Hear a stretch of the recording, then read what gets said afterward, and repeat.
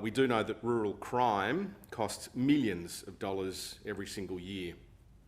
Theft of livestock, theft of produce, theft of equipment, illegal shooting, trespassing, a range of crimes that affect people's livelihoods and well-being. And I can tell you it's a real problem, and over recent years it has been a severe impediment to many people across the central and western area of New South Wales. We know that many farms run on extremely slim margins. That's been made worse in recent years by the severe drought. And of course, the impact recently of COVID-19 on the economy makes things difficult. And that means that even one incident of stock theft can be financially devastating. And when it happens repeatedly, it is a kick in the guts that many farmers simply cannot recover from. So responding to and preventing rural crime is certainly a key goal of this government, and it needs to be a key goal to support our hard-working police, particularly around rural crime. Recently, I joined with the Minister for Police and Emergency Services, David Elliott, the New South Wales Police Force Rural Crime Coordinator, Detective Inspector Cameron Whiteside, and one of our local investigators was actually there on the day as well at the Dubbo Regional Livestock Markets to promote a new operation which is called Operation Stock Check. This is a little bit different. This is a high visibility operation, and it is designed essentially to disrupt the movement of stolen stock across regional New South Wales.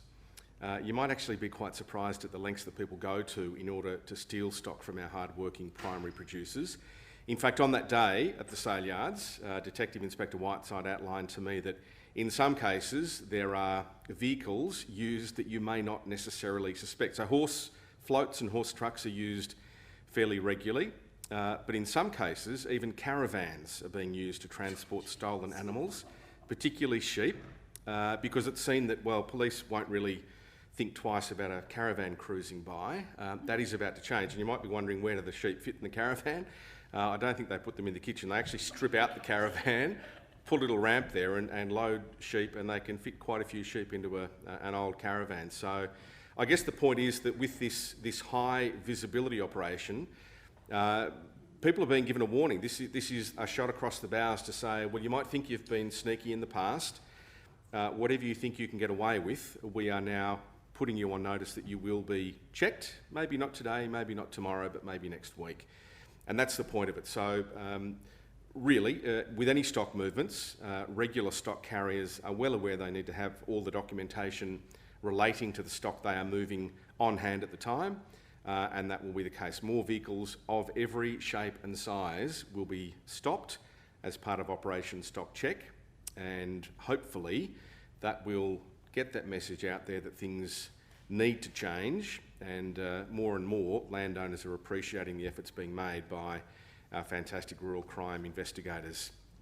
In the first 6 months of this year though, more than 8,500 sheep have been stolen, over 730 cattle reported stolen. That's in the first half of this year.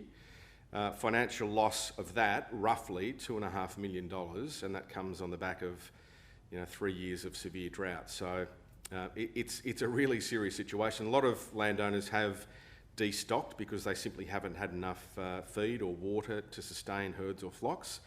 So the last thing they need is for this thieving to occur. So operations like Operation Stock Check are vital, and I want to commend Detective Inspector Cameron Whiteside, all the work he does with local area commands and the investigators that form such a vital part of our rural investigation team.